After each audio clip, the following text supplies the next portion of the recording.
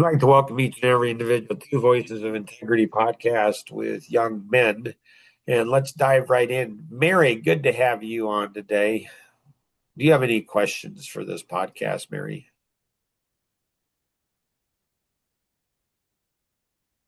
Can't think of any right now. Ooh, Mary's got so many questions about young men. It's insane, but it's okay. They'll come out, or I'll tap into her subconscious. Nora, how about you? Not sure. I don't think I have anything either. So, why do the Fry girls, why do they show up on this one?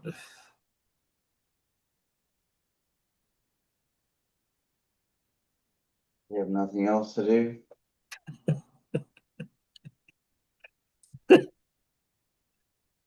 Yeah, I could sleep. I got something else to do. Right? Nice. Luke, what you got, sir? How do you determine the difference in yourself between confidence and overconfidence?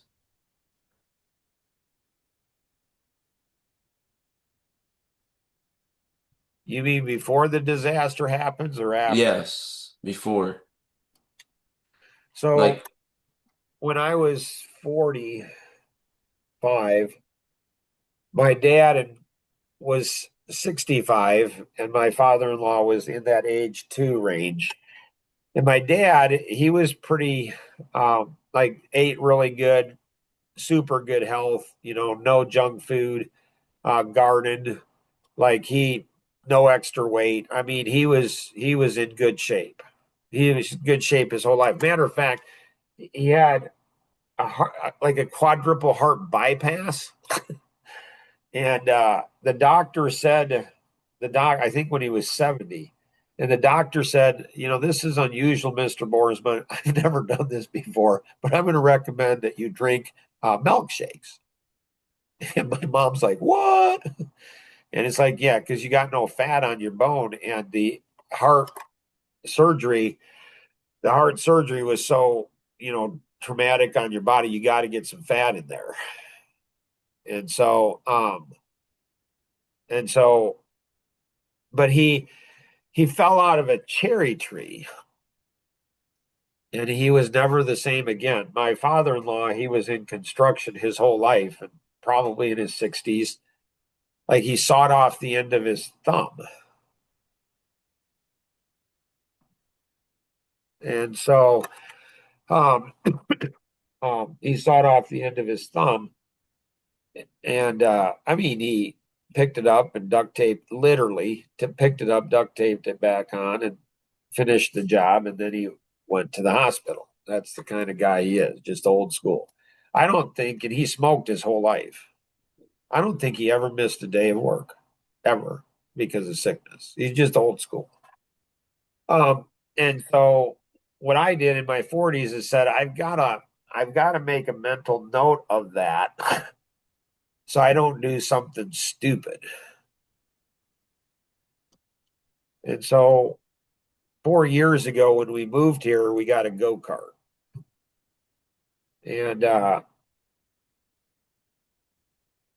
And I put a helmet on. And then were you there, Kenny, when we had the go-kart? I was there when you had the go-kart, not when you had your accident. Gotcha. So I put the go-kart on and Ben and Jason are and I'm reluctant to even say this because it doesn't make them look bad. It just makes me look bad. But I'll do that to make me look bad. And so they're like, I don't know, are you going to wear the helmet? And they're like, no, no. And so I took the helmet off. Um, and I flipped the go kart 3 times and broke my cheek. I could have died easily. I mean, it was blood everywhere. It was messy. And I thought, Mark, see, you didn't learn your lesson that you were. Um, so I'm pretty, coordinated, pretty athletic. I don't like heights, and so I don't do good around heights. But otherwise, um, pretty agile. Haven't broken very many bones, and you know. So was it too much for me to go on the class five? Obviously not, because I'm still alive and I didn't break any bones, didn't even fall out of you know, and so that's something, Luke, that I am questioning now a lot. And so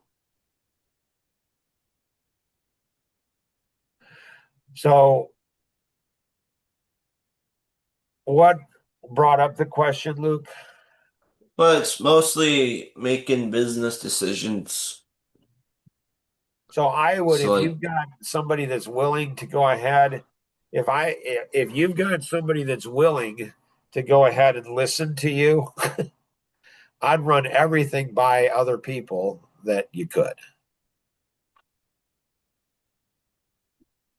Because there's little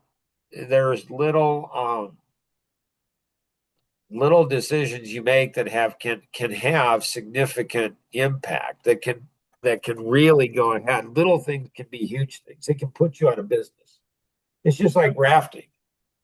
Like the guide, like when you ask, do you go down on your own? No, that's just suicide.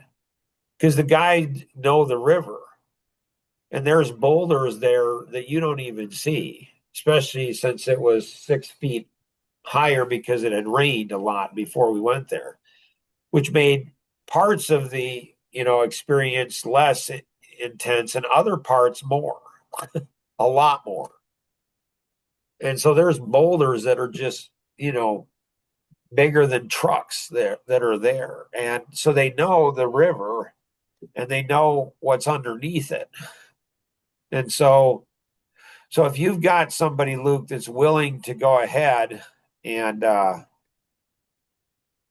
think a lot of times it's like a 2-year-old that's trying to learn how to tie his shoes if they're not velcroed, so tie his shoes, and the mom on Sunday morning is trying to get ready to go to church, and the little boy or little girl is, Mommy, I want to tie my own shoes. It's like, we're going to be late to church, but he wants to do it. And so the mom has to make a determination. Is she going to let him do it or not? And that's not black and white. Sometimes she does, sometimes she doesn't, and being able to do it. The same thing is, and so like what I do, Luke, in mentoring and leadership is when somebody says something, I'm like, okay, is this going to kill them? If it's not going to kill them, is it going to maim them or hurt somebody else? So the challenge is you guys have team members now, and you guys have, that they have wives and children that are depending on you making good business decisions. So if I don't feel that somebody's going to be receptive to me, I will say less and less to them. If they don't respond, I'm going to give that some consideration. Thanks. Now, maybe they'll follow my advice, maybe they won't, which is fine. You know, do they know how to take ownership? So if you've got somebody like, to me, Luke, I just struggled. I wasn't the best student in the world. And so for me, as long as I can remember, I just have always been like, why make stupid choices on my own? Why don't I learn from other people? So as long as I can remember, I've always been where it's like ask input, get input, listen to people that have more experience that are older than me. I just like that's like I got so much in life to learn. Why like I'm going to learn from my own mistakes or from other people's mistakes. Why wouldn't I learn from other people? So um so my dad was very, very different than me, personality wise, everything. And so I spent 2 years in high school when I took accounting. And so I took two accounting classes in high school, my junior and senior year. And I was like, oh, I want to be a CPA. I want to be an accountant. So that's what I pursued. And then 2 years in college. So I spent 4 years in accounting. And when I blew out of the test, I'd spent 4 years into it. And my dad just said, yeah, well, I knew you wouldn't be a good accountant anyways. That's not for you. Not derogatory. My older brother, he's a CPA. Like, he wasn't putting me down. He just went ahead and, yeah, I knew it wouldn't work. Why didn't you tell me, Dad, 4 years ago? I didn't say that to him because, I don't know, just don't question. And what he did isn't wrong. It's one way to do it. And so it's hard, Luke. And it's not going to get any easier. It's going to get harder and harder and harder and harder. Questions, Luke? No, I don't think so. So it's fascinating on how, my 27-year-old, about the same time my oldest son, Jonathan, when he was 27, he said, Dad, I want to apologize to you. I said, okay. For what? And he says, I was pretty hard on you. I didn't realize he was hard on me, maybe in his own mind, on how sometimes you responded to mom. Like, okay. He says, now that I'm married, I see. And so we often judge other people not knowing the situation. And so, in business, it's like whitewater rafting. It's like I've heard statistics that 96% of all businesses go out of business within the first 7 years. You can't make mistakes in business. You can't make mistakes in business that you can make as an employee. You just can't. You cannot. And, at some point, you're going to go ahead and make a decision that's going to cost one of your employees their job.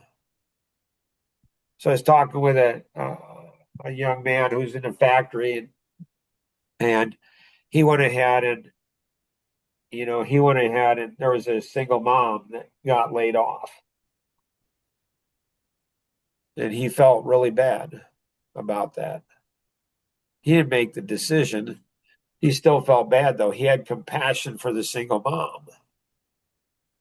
And so, you'd like to take the hit yourself, but as a business owner, I don't know that most business owners will go ahead and see why that's their fault. So they won't learn from it. It's absolutely fascinating to me, Luke, on how clueless people are. Like there's sometime, I don't know, we might, at some point, I'm going to, share about, like, I did a podcast on driving, safe driving.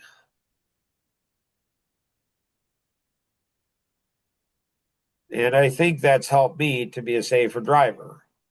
Ben's probably the safest driver I know. Like, he drives like a grandma in a good way. I mean, he's cautious. He is really cautious. He's a great driver. Melissa, our daughter, she went ahead and said, Dad, in trusting my kids on driving, you're the top one I would trust. And Ben's the second highest one. But we can all learn. Like, we can all learn. And so, I was talking to a friend of mine, and there was somebody else I know, and somebody said she wasn't a good driver. I've never driven with that person before. Neither this person. And I was talking to this friend, and she said, well, I'd never driven with her. And I'm like, holy cow. So that friend of mine had never learned. Like, she had never learned. She never really, like, nobody had ever taught her. She never experienced in life. Like, you can tell when people are good drivers or not. You can tell. You don't have to drive with them. I never drove with that person either. And I knew, like, as soon as it was brought to mind, I'm like, yep, that makes sense. I understand, because they're just sloppy. They're not attentive. They're not paying attention to details. If they don't pay attention to details, So, I mean, that person had never been taught that. I'm like, that's a valuable lesson in life. Very valuable lesson in life. Like people, you can tell a lot about people, but often people don't want to know the truth. They don't want to know the truth about themselves. They don't want to know the truth about other people. And they get themselves into situations and they think they can get out of them. But sometimes people don't make it out of the car. Kenny, what you got? So we had an event a few weeks ago, and in the event we were asked to like we were had small tables, like 5 guys, 5, 6 guys at each table. And then one of the things that the speaker talked about is, rating ourselves in, there were 3 F's. One of them was faith and how we are 1 to 10. And then we had to choose one of those areas and talk about what actions we're going to take to get better from where we're at to where we want to be, Nice. and share that with our table, share that with our group. Yeah, nice. And one of those, yeah, one of those was faith. And I was surprised at how many of I think 3 of the people shared that as like where their faith is like at a 3 or it's low in their 1 through 10. And then their why was, they just they don't take time to read the Bible every day. And there might have been some others, but and that was a lot of them. And then I was like, I wonder if it's like that for every young man, because they were all young men. Yeah. See, and so what's my reflex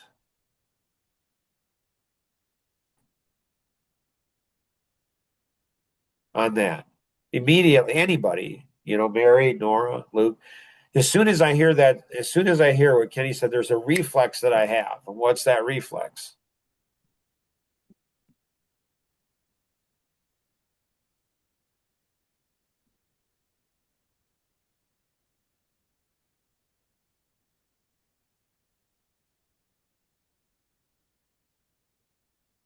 Don't know. So we've known each other for 2 years, and it's like, how can Luke not know that? Like it's just like cheapers. Get those young men on this podcast. Get them listening to this podcast.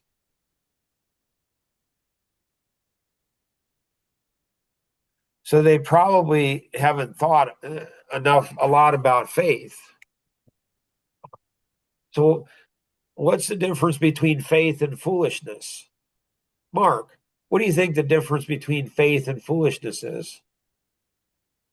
Yeah, I thought a lot about that over the years. I'm honestly not sure. 62 years old and you're not sure the difference between faith and foolishness. Yeah. Are you kidding? No.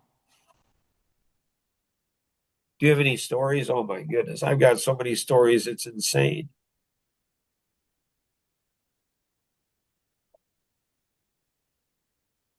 So they'll go on back on with their lives and the, workshop likely won't change it. But fortunately, Kenny, you've learned, and that's good, that it takes work. You go to a workshop, you get pumped up, motivated, inspired. You learn things you should, don't learn things you should, and there's not follow through on it. So there's not substance. It's just, it's like getting drunk. It's like drinking alcohol. It's just, it's, it helps you, whatever. So you're doing the hard work and you're bringing it up later and saying, what are we going to do about this? Trusting the integrity of the system. We're going to bring that up in the next podcast. What does that mean? I mean, Tom introduced me to that concept over 20 years ago.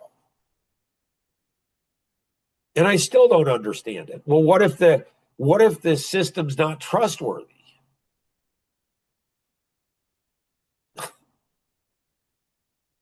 Like Wendy, like Luke's question, like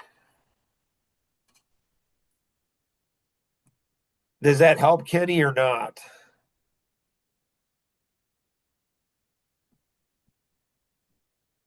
I think so. So it's a great question, and I'm proud of you. I'm like, in a good way, not like I'm like, he's learning. Like he's learning. Like on the way back from the rafting trip, Nora was talking to Ben and I on speakerphone, and she asked me a question. And I was proud of her. She's learning, she's growing. Like she's asking questions, and I think these are really good questions. And so you're getting a heart, for people, and you're starting to understand life is serious, and all it takes is one mistake. Like our oldest son, he was probably 27 years old, and he had moved out with his second wife to, no, his first wife. He was out, maybe he's 26. He was out in Utah, and he got a DUI. And he said to me, he said, Dad, he said, I want to thank you. I said, okay, for what? He said, for helping me. And I didn't, he paid for it. He took care of it. He cleaned up his own mess. So I didn't help him there. He said, but you helped me start my own company where I could work from home. So I didn't lose my economic engine. And he said, Dad, I can see now why. And he was talking about the Black community by and large. And he said, I can see how a young man can make one stupid choice and it can define his entire life.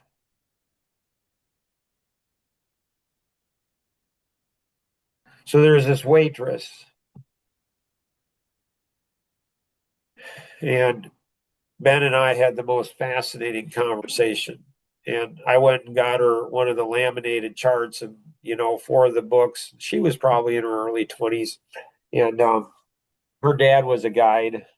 And so, and she became a guide, the youngest girl, and maybe the youngest guide that had ever done, to do it. So you have people's lives in your hands. It's pretty interesting. And I went out to get, and I heard her say to Ben, she's like, sorry about that with your dad, the conversation. And Ben just started laughing and just said, oh, that's my dad. So, so follow through is key. So when I asked her what her life vision was, she said, 15 minutes can save somebody's life. I'm like, what? ding, ding. That's pretty, never heard that one before. Fascinating girl. Like, fascinating girl. I mean, she teared up when she's serving us. Anybody else have anything else?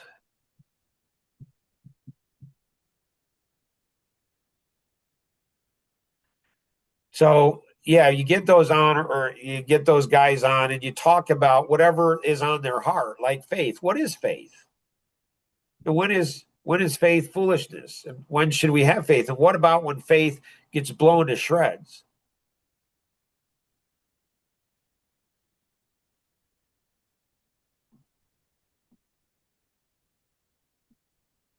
Like, what happens when you're a father of seven and you trust the integrity of the system of the church, and and the system fails? What do you do then? And so you struggle with life together with other people. You come together and you ask the hard questions and you struggle with it. You push through it and you look for substance. And so September, October, November, the Upper Gollum is the third most dangerous rafting in the world. Ben is really after it. He went ahead and said, Dad, would you go on that? I'm like, I don't know, buddy. So I might. the other was pretty interesting and, didn't die there.